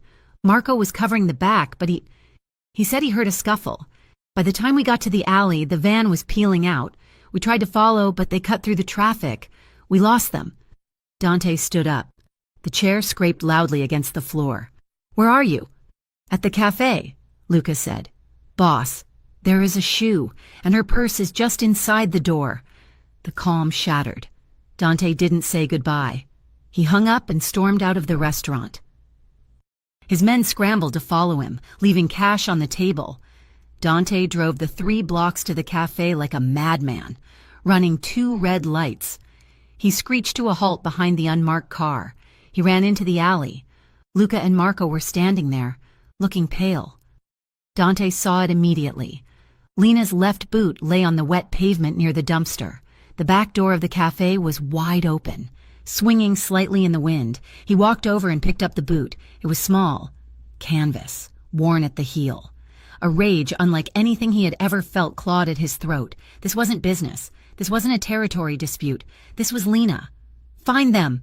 Dante roared. The sound echoed off the brick walls, primal and terrifying. He turned to his men. His eyes were wild, burning with a fire that promised death. "Lock down the district," Dante ordered, his voice shaking with fury. "Every street corner, every warehouse. Call in every favor. If a rat moves in this city without my permission, I want to know about it. Find Serrano, and bring me his head." The warehouse smelled of rust, old oil, and stale water. Lena was tied to a wooden chair in the center of a large, empty room. Her wrists were bound behind her with zip ties that dug into her skin. Her ankle was tethered to the chair leg. She was shaking, but she forced her head up. She would not cry. She would not give them that satisfaction. Footsteps echoed on the concrete. Ryan stepped out of the shadows. He was wearing a suit, impeccable as always, but his tie was crooked. He held a bottle of water in one hand. "Hello, Lena," he said softly. He walked a circle around her chair. He looked at her like she was a piece of art he had finally acquired at an auction. "This is a bit dramatic." "I know," Ryan said, stopping in front of her. "But you wouldn't answer my calls. You left me no choice." "You kidnapped me," Lena spat. "This is a felony. Ryan." "It is a reunion date," Ryan corrected with a chilling smile. He crouched down so they were eye level. "I missed you. Did you miss me?" "I hate you," she said. Ryan sighed. He reached out and slapped her. It wasn't a hard blow, more of a stinging reminder of who held the power, but it snapped her head to the side. "That is not very nice," he whispered. He pulled out his phone. "I want you to remember how good we were, before you got confused, before you let that thug brainwash you." He pressed play.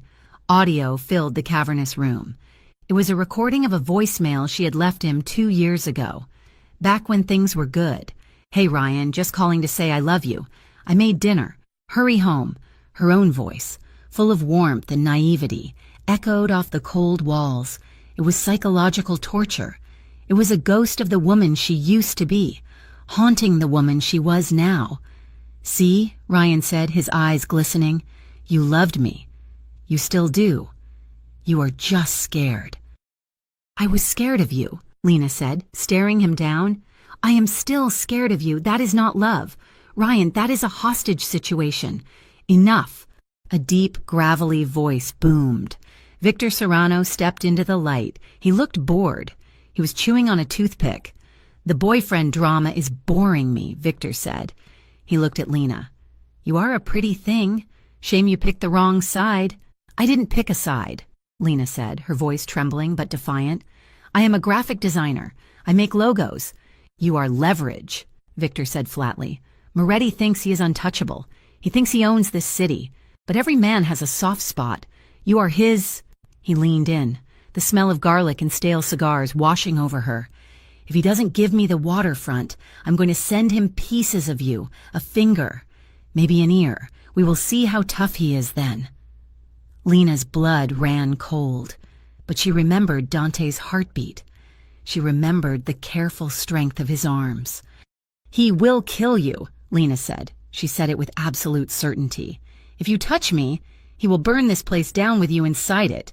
Victor laughed, a harsh, barking sound. Let him come. Dante sat in the back of his SUV, a laptop open on his knees.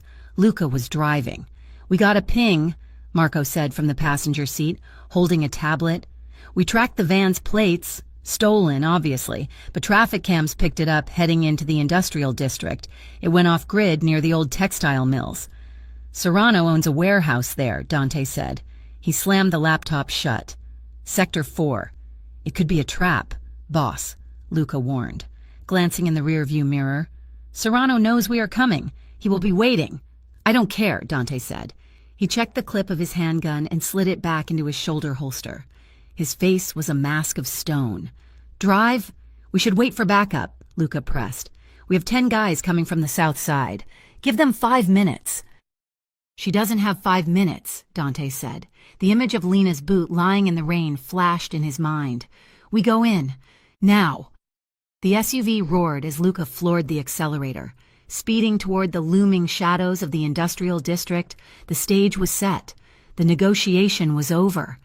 Dante Moretti was coming for his heart, and he was bringing hell with him. The rain hammered against the corrugated metal roof of the abandoned textile mill, creating a deafening, rhythmic roar that masked the sound of the approaching SUV. The vehicle rolled to a stop 100 yards out, hidden behind a stack of rusting shipping containers. Dante Moretti lowered his binoculars. His face was a mask of stone, but behind the stoic expression a fire raged that threatened to consume him whole, through the rain-streaked lenses. He had seen them. 3 armed guards patrolling the perimeter, 2 more near the loading bay doors. Victor Serrano was not taking chances. He knew exactly what kind of storm was coming. It is a fortress, Luca said from the driver's seat, his voice low and tight. There are too many angles. Boss, if we rush the front, they will see us coming a mile away. We need to wait for the support team. We need a distraction. We do not have time for distractions, Dante said. He checked the magazine of his pistol, the metallic click loud in the confined space of the car. Every second she is in there is a second she is breathing the same air as him. I am not waiting. Dante, Marco said from the back seat, using his first name, a breach of protocol that signaled the severity of the situation. If you go in there and get killed, the organization falls. The Serrano crew takes everything. You are walking into a kill box. Dante turned to look at his men. His eyes were dark voids, devoid of the calculation that usually governed his decisions. If she dies because I hesitated, there is no organization. There is nothing. I am going in. You two take the east perimeter. Draw their fire. Give me a hole to breach the side door. It was not a strategic command given by a Don protecting his empire. It was the desperate, furious order of a man who had finally found something worth bleeding for. Inside the warehouse. The air was cold and smelled of damp concrete and old grease. Lena Hart sat in the center of the cavernous room, her wrists zip-tied painfully tight behind the back of a wooden chair. Her ankle was lashed to the chair leg. She was shivering, but she kept her chin high. She refused to let them see her shake. Ryan Cole paced in front of her. He had discarded his suit jacket, rolling up the sleeves of his pristine white shirt. He looked like a man trying to solve a complex equation, muttering to himself, occasionally glancing at her with a look of wounded affection that made her stomach turn. You are confused, Ryan said, stopping in front of her.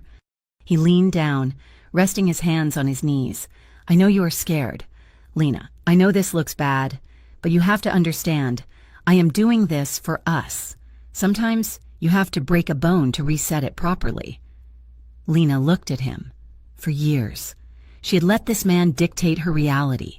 She had let him tell her she was crazy, that she was overly sensitive, that she was nothing without him. But looking at him now, stripped of the veneer of his social standing, she saw him for what he was. He was small. He was terrified of a world he couldn't control. "There is no us, Ryan," Lena said. Her voice was hoarse but steady. "There never was. There was just you, and the mirror you wanted me to be." Ryan flinched as if she had slapped him. "Don't say that. We were perfect. I gave you everything. I gave you a home. I gave you structure." "You gave me a cage," Lena corrected him. "You isolated me from my friends. You controlled my money. You made me afraid to speak in my own apartment." "That isn't love. Ryan, that is abuse. It is textbook. Pathetic control because you are too weak to be with a woman who has her own mind." The accusation hit home. Ryan's face twisted. The mask of the concerned lover fell away, revealing the snarling narcissist beneath. He lunged forward, gripping her face in one hand, his fingers dug into her cheeks, forcing her to look at him. "I loved you," he shouted, his voice echoing off the metal walls. "I did everything for you, and you ran away to serve coffee and sleep with a gangster? You think he loves you? He is a killer. Lena, he is trash." Lena's jaw ached from his grip, but she didn't blink. She stared straight into his frantic eyes. "He treats me with more respect in one day than you did in 3 years. And yes, he might be dangerous, but he is dangerous to people like you. To me, he is safe." Ryan's hand trembled. For a second, Lena thought he might strike her, might truly hurt her this time. "Enough of the soap opera." Victor Serrano's voice cut through the tension. Victor was standing near a stack of crates, adjusting a tripod. He had mounted a digital camera on it, pointing it directly at the center of the room. "Let go of the merchandise." "Cole," Victor ordered, "I want everything recorded. When Moretti gets here, I want his desperation in 4K. I want the other families to see him begging." Ryan released Lena's face with a shove. He stepped back, breathing hard, running a hand through his disheveled hair. "He won't beg. He will die." "We will see," Victor said, checking the viewfinder. "The camera is rolling." Outside, the silence of the night shattered. 2 gunshots rang out from the east side of the warehouse, followed by the shouting of guards. Marco and Luca had engaged. "Breach," Dante whispered to himself. He moved like a shadow against the brickwork of the west wall. He found the side service door. It was locked, rusted shut. He didn't bother with lockpicks. He fired 2 suppressed rounds into the hinges and kicked the door in. He stepped into a narrow, dimly lit corridor. A guard appeared at the far end, raising a rifle. Dante didn't break stride. He raised his weapon and fired. The guard dropped. Dante moved forward, his heart pounding a war rhythm against his ribs. He stepped over the body, his eyes scanning every doorway, every shadow. It was not Dante Moretti, the businessman, the strategist. He was a force of nature driven by a singular, terrifying image, Lena tied to a chair, waiting for him. Another man stepped out from a side room, swinging a pipe. It was close quarters, too close to aim. Dante caught the swing on his forearm, ignoring the crack of pain in his bone. He drove his knee into the man's stomach and followed it with a brutal pistol whip to the temple. The man crumpled. Dante kept moving. The corridor opened up into a catwalk overlooking the main factory floor. He could hear voices below. He could hear Ryan's frantic shouting, "Lena!" He moved to the railing, keeping low. Below him, the scene unfolded like a nightmare. Lena was bound in the center of the room. Ryan was pacing behind her. Victor Serrano stood by a camera. Alarms began to blare throughout the facility, a harsh, rhythmic honking that signaled the perimeter had been breached. "They are here!" Ryan screamed, spinning around, his eyes wide with panic. "You said your men would stop them!" "Calm down," Victor barked, drawing a heavy revolver. "It is just a probing attack. My men will handle it." "They are not handling it," Ryan yelled. He looked at the door, then at Lena. A twisted logic took hold of him. If Dante was coming, Dante would take her, and Ryan could not lose. He could not be the one who was left behind. He moved behind Lena's chair. He grabbed her shoulders, his fingers digging into her flesh through her thin shirt. "You brought him here," Ryan hissed into her ear. "You did this." Lena froze. She could feel his breath hot on her neck. She could feel the instability vibrating through his hands. "If I can't have you," Ryan whispered, his voice dropping to that terrible, cold tone she remembered from her darkest nights, "then no one will. I will not let him take you. I will not let you laugh at me with him." The threat hung in the air, heavy and suffocating. Lena closed her eyes. Dread, cold and paralyzing, washed over her. She thought of the gun he might have. She thought of the knife. But then, another memory surfaced. She remembered the balcony. She remembered the cold wind and the warmth of Dante's jacket settling over her shoulders. She remembered the way he had looked at her, not as a possession to be hoarded, but as a person to be known. She remembered his hand tucking her hair behind her ear, his thumb brushing her temple, the silent promise that he would stand between her and the dark. "You are safe here."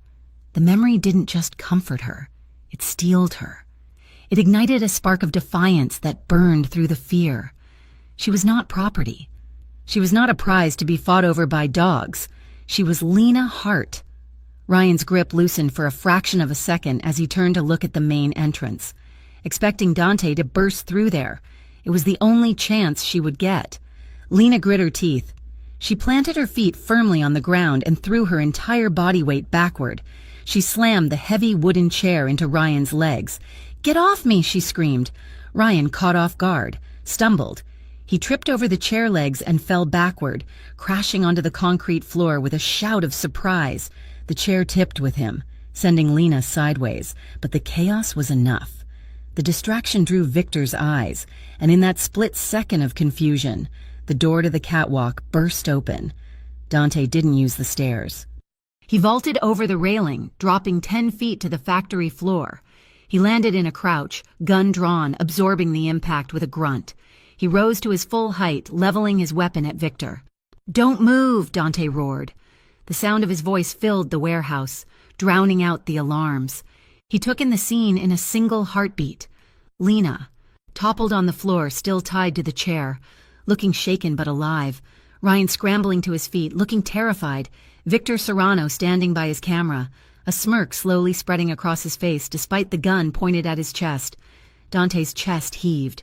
His hair was wet with rain and sweat, his eyes wild. The rage inside him was a physical thing, a beast straining against the leash, demanding he tear these men apart. But he saw Lena. He saw the way she was looking at him, wide-eyed, hopeful, terrified. He forced the beast down. He stepped sideways, placing his body between Lena and Victor, shielding her. "Let her go," Dante said. His voice was no longer a roar. It was a low, lethal rumble. Victor Serrano chuckled. He didn't raise his hands. He kept his revolver pointed loosely at the ground, knowing that if Dante shot him, his men in the shadows would open fire on Lena. "Look at you," Victor mocked. "The great Dante Moretti, climbing railings, sweating. You look like a desperate man. Dante, you look weak." "Let her go," Dante repeated, stepping closer.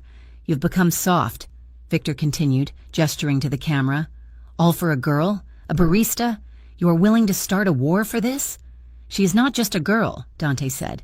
"She is a liability," Victor said. "But I am a businessman. I see an opportunity." Victor holstered his gun slowly, a show of arrogance. "I have a proposal. You want the girl? You can have her. She walks out of here right now. But in exchange, you pull your men off the waterfront. The shipping lanes belong to the Serrano family. All of them. And you pay a 20% tax on your imports through my docks." It was a devastating demand. It would cripple Dante's operations. It would cost him millions and weaken his standing with the other families. It was a surrender. "No!" Ryan shouted. He had regained his footing and was standing near the wall, looking from Victor to Dante. "That wasn't the deal. We break him, and I get Lena. She comes with me."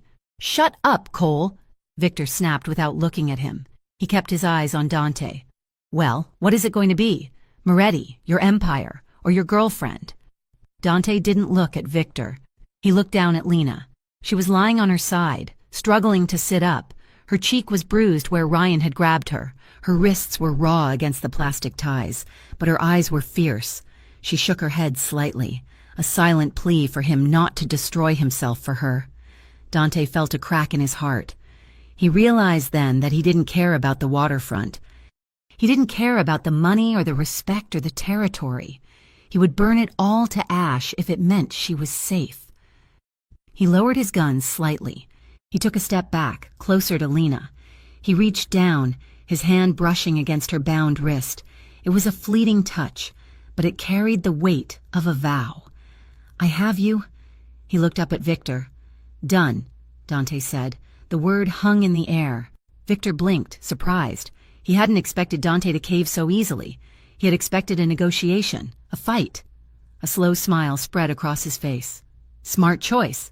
"No!" Ryan screamed. He rushed forward, his face purple with rage. "She is mine. You cannot trade her. She belongs to me." "You are trash. Moretti," Ryan spat, pointing a shaking finger at Dante. "You are buying her? Is that it? She's not yours to buy. She is mine." Dante ignored him. He kept his eyes on Victor. "I take the deal, but only if she walks out of this building unharmed. Right now, before we sign anything, before we talk territory, she leaves." Victor hesitated. He sensed a trap. Dante Moretti did not surrender. But the camera was rolling. He had the leverage, and he had armed men in the shadows.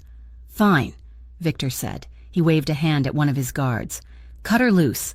The guard stepped forward with a knife. Dante watched him like a hawk. His muscles coiled, ready to spring if the knife moved even an inch toward Lena's skin. The guard sawed through the zip ties on Lena's ankles, then her wrists. Lena gasped as her hands came free. She rubbed her wrists. Scrambling to her feet, she looked at Dante. He gave her a tiny, almost imperceptible nod toward the door. "Run." Ryan saw the look. He saw Lena stand up. He saw her take a step away from him, toward Dante, toward freedom. Something inside Ryan snapped. The reality of his loss crashed down on him. He was losing. He had teamed up with murderers. He had kidnapped her. He had threatened her. And she was still choosing the other man. She was walking away. "No," Ryan whispered. He moved fast. Before the guard could step back, before Dante could fully position himself, Ryan lunged. He grabbed Lena's arm, spinning her around. He yanked her back against his chest. "She isn't going anywhere," Ryan shrieked. He leaned down, his face buried in her hair, his hand clawing at her shoulder, dragging down toward her neck. "If you walk out that door, Lena," he hissed in her ear, loud enough for everyone to hear, "I will hunt you down. I will kill everyone you ever talk to. You will never be free of me." Dante saw the terror flood Lena's eyes. He saw Ryan's hand tightening. He saw the absolute refusal in Ryan's eyes to let her go. The deal was broken. The negotiation was over. Dante didn't think. He didn't calculate. He lunged.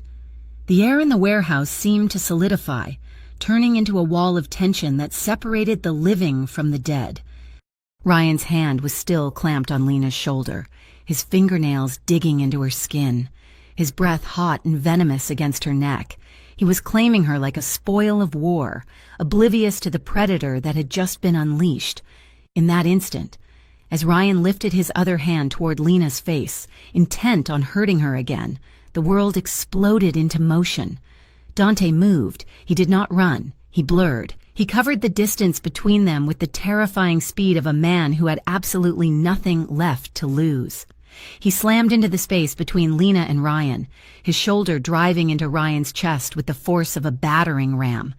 Ryan gasped, the air leaving his lungs in a rush. He lost his grip on Lena and stumbled backward, his shoes skidding on the oil-stained concrete. Dante did not pursue him immediately. He planted his feet, positioning himself as a human shield in front of Lena. He drew himself up to his full height, his chest heaving, his suit jacket torn at the shoulder, his eyes burning with a cold, black fire. He looked at Ryan, who was wheezing and clutching his chest. The warehouse went deathly silent. Even Victor Serrano lowered his weapon. Sensing the shift in atmospheric pressure, Dante spoke. His voice was not a shout. It was a low, lethal vibration that seemed to emanate from the floorboards, rattling the bones of everyone present. "Touch her again and you die." He said it with absolute finality. It was not a threat. It was a prophecy. This time, there was no whispered exchange in a coffee shop. Everyone in the room heard it. The guards in the shadows heard it. Lena, standing behind him, trembling, heard it and felt the truth of it resonate in her marrow. Ryan stared at Dante. Humiliation washed over him, hot and suffocating. He had been bested. He had been physically dominated by the man he had called trash. He looked at Lena, who was looking at Dante with eyes wide with awe and terror. He saw the connection between them, the invisible tether that he had never been able to forge with her despite years of control. He broke. "You think you won?" Ryan screamed, his voice cracking. "You think you can just take her?" Desperation made him foolish. Ryan reached into the back of his waistband and pulled a hidden knife, a sleek, serrated blade he had brought for intimidation. "Ryan, no!" Lena shouted. Ryan didn't listen. He charged. He swung the knife in a wild, clumsy arc aimed at Dante's stomach. Dante did not flinch. He watched the blade coming with the detached focus of a man who had survived knife fights in the back alleys of Naples before he was 20. He waited until the metal was inches from his vest. Then he reacted. Dante's hand shot out, clamping around Ryan's wrist. He twisted hard. There was a sickening pop of cartilage. Ryan shrieked, the sound echoing off the high metal ceiling. Dante stepped in, using Ryan's own momentum against him, and drove an elbow into Ryan's jaw. Ryan's head snapped back. His fingers went numb, and the knife clattered uselessly across the concrete floor, sliding under a pallet. Dante didn't stop. He swept Ryan's legs, sending him crashing to the ground. Dante was on him in a second. His knee pinning Ryan's chest, his hand wrapped around Ryan's throat. The urge to squeeze was overwhelming. It roared in Dante's ears, a red tide demanding blood. He could end it right here. He could crush the windpipe of the man who had tormented Lena, who had made her feel small, who had dared to put his hands on her. It would be so easy. But then he heard it, a memory, a whisper in the chaos. "I don't want blood on my hands." Lena's voice, her plea from that first night in her apartment. Dante's grip froze. He looked down at Ryan's terrified, purple face. If he killed him now, he would be the monster Ryan claimed he was. He would be trading Lena's safety for her soul. He released the pressure, though he didn't stand up. "Kill him!" Victor Serrano shouted from the corner, realizing the duel was over and his leverage was gone. "Open fire! Kill them all!" The spell broke. The guards in the shadows raised their rifles. "Down!" Dante roared, throwing himself off Ryan and tackling Lena. They hit the floor just as the air above them filled with lead. Bullets chipped the concrete, sending stinging dust and shards flying. The sound was deafening, a chaotic symphony of cracks and thuds. Dante rolled, pulling Lena behind a stack of heavy wooden crates. He pressed her against the wood, covering her body with his own, shielding her from the hail of gunfire. "Stay down," he commanded, his mouth next to her ear. "Dante," Lena cried, clutching his shirt, "you are bleeding." A bullet had grazed his arm, tearing the fabric and leaving a red streak, but he barely felt it. Suddenly, the heavy boom of shotguns answered from the hallways. "Clear left! Clear right!" It was Luca. Dante's crew poured into the warehouse from the breach point, moving with professional precision. They laid down suppressing fire, forcing Serrano's men to duck for cover. The tide of the battle turned instantly. Serrano's hired guns were thugs. Dante's men were soldiers. Amidst the deafening noise of the firefight, a strange bubble of silence seemed to form behind the crates.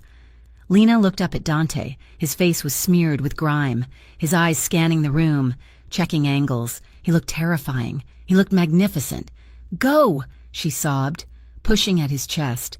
"You have to go. Don't throw your life away for me. Dante, please." Dante looked down at her. He stopped scanning. He cupped her face in his large, rough hands. His thumbs wiped away a smudge of dirt on her cheek. "Lena," he said. His voice was steady, anchoring her in the storm. "Look at me." She met his gaze.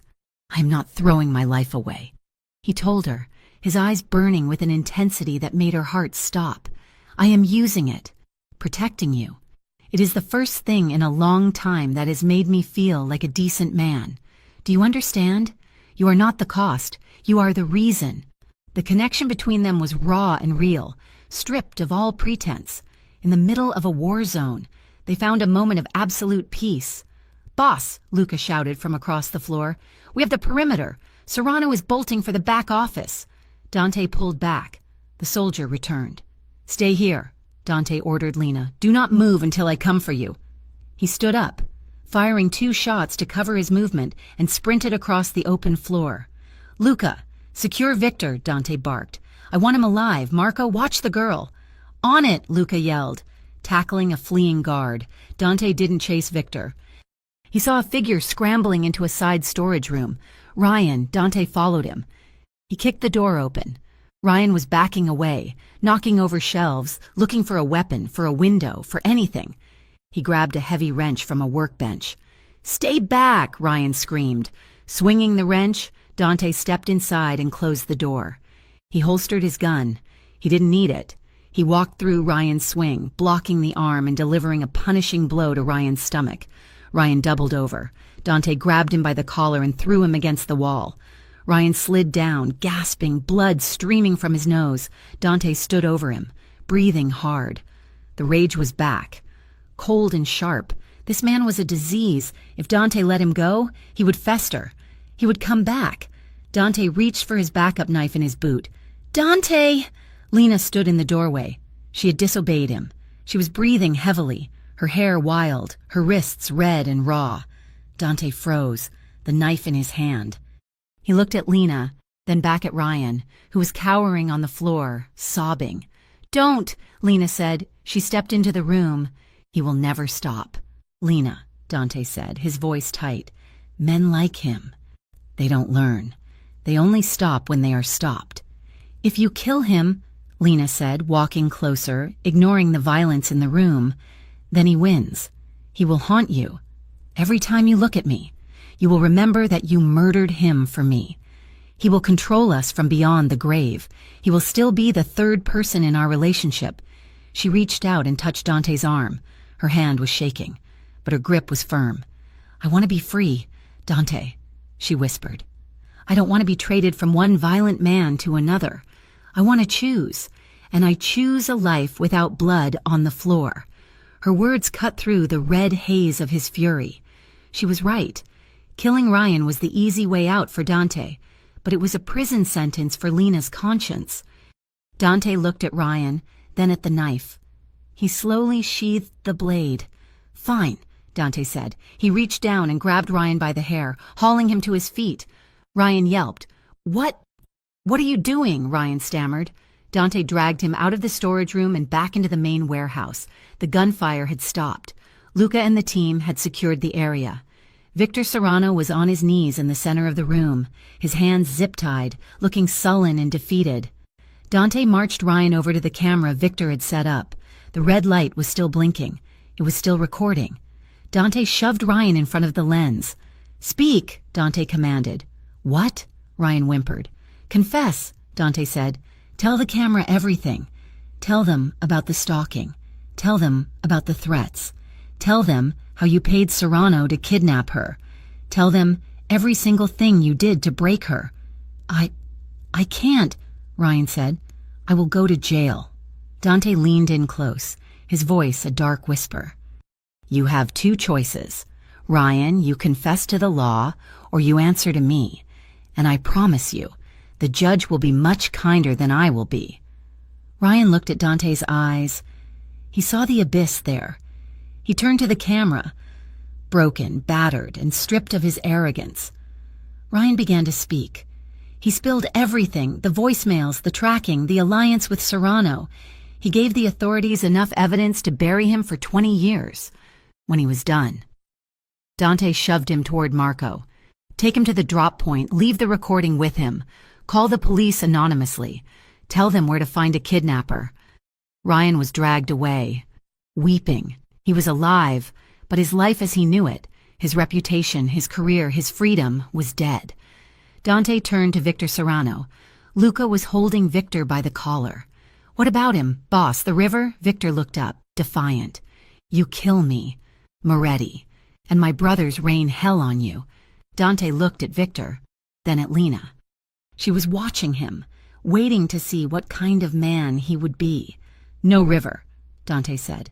The police are already on their way for Cole. We leave Serrano here. with the evidence of the kidnapping, with the illegal weapons. You are ratting me out? Victor spat, incredulous. That is against the code. The code is dead, Dante said. I am rewriting it. He looked at Luca. We are leaving. Tip off the federal task force. Give them Serrano's warehouse locations. All of them. It was a massive sacrifice. By giving up Serrano, Dante was inviting law enforcement into their world. He was weakening the entire underworld ecosystem, including his own potential allies. But it was the only way to end the violence without creating more of it. Let's go, Dante said. He walked over to Lena, and he didn't say a word. He just wrapped his arm around her shoulders, pulling her into his side. She leaned into him, exhausted, shaking, but safe. They walked out of the warehouse together, leaving the sirens wailing in the distance. The safe house was a small cabin 3 hours north of the city, tucked away in a dense pine forest. It was quiet there.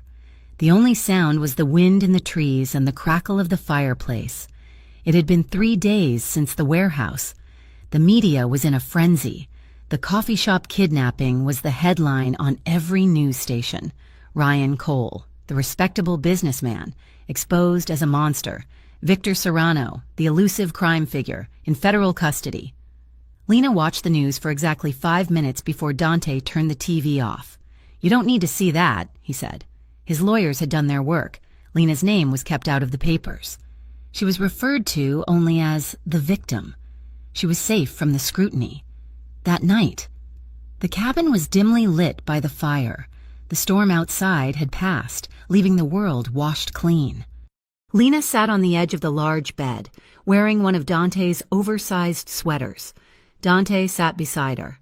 He was shirtless, a bandage wrapped around his upper arm where the bullet had grazed him. Lena reached out and touched his forearm.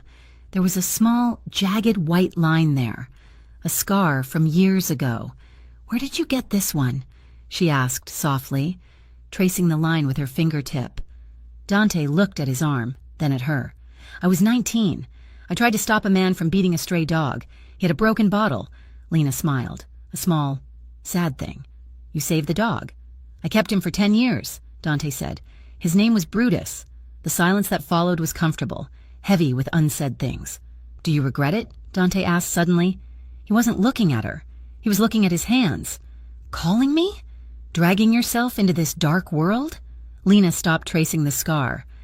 She looked at his profile, the sharp jaw, the heavy brow, the weariness that sat on his shoulders like a cloak.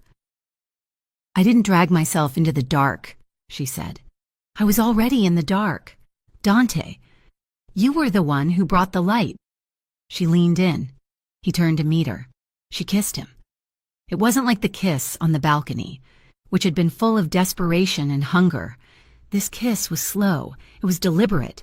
It was a seal on a contract written in adrenaline and trust. Dante groaned low in his throat. His hands came up to cradle her face, his thumbs stroking her cheekbones. He slid his hands down to her shoulders, pulling her closer until there was no air between them. She pressed against him, feeling the solid heat of his chest, the beat of his heart. She felt safe. For the first time in her life, she felt completely, irrevocably safe in a man's arms. They lay back against the pillows, fully clothed, tangled together. Dante wrapped his arms around her from behind, pulling her back against his chest. She laced her fingers with his. We will figure it out, he murmured into her hair. Whatever comes next. We build it. We build it, she echoed. They lay there as the fire died down to embers, breathing in unison, watching the shadows dance on the ceiling, making plans for a future that finally belonged to them. 6 weeks later, the winter had turned to spring in Harborview City. The air was still cool, but the trees in the park were bursting with green buds. The scandal had faded from the front pages, replaced by new gossip. Ryan Cole was awaiting trial, denied bail due to the overwhelming evidence of flight risk and the severity of the charges. Victor Serrano was cutting deals, dismantling his own network to shave years off his sentence. The underworld was quiet. Dante Moretti had made good on his silent promise. He had stepped back. He had sold off his interests in the gambling dens and the loan sharking. He was investing heavily in construction, in real estate, in shipping logistics that were entirely legal. It was a slow process. He didn't wash a century of grime off in a month, but he was scrubbing. Lena stood on the sidewalk in front of a small storefront with a fresh coat of paint. The sign above the door read, Heart Company, Design. Mia walked out, carrying a box of supplies. The Wi-Fi is up, and the espresso machine works. We are in business. It looks perfect, Lena said, beaming. She felt a hand on her waist. Dante stood beside her. He wasn't wearing a suit today. He wore dark jeans and a leather jacket. He looked younger, lighter. It suits you, Dante said, looking at the sign. Your name, in lights. It is small, Lena said. It is yours, Dante corrected.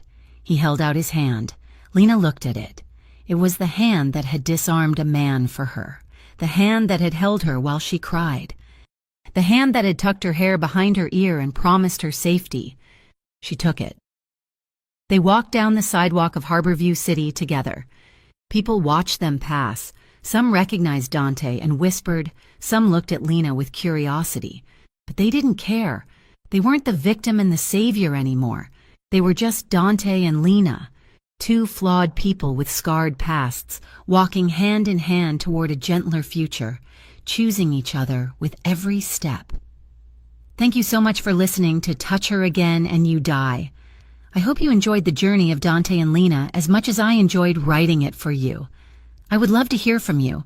Please leave a comment down below letting me know where in the world you are listening from and what you thought of the ending. Did Dante do the right thing by sparing Ryan? If you enjoyed this story, please make sure to subscribe to the Mafia Romance Stories channel so you never miss an episode. Thank you for your support, and I will see you in the next story.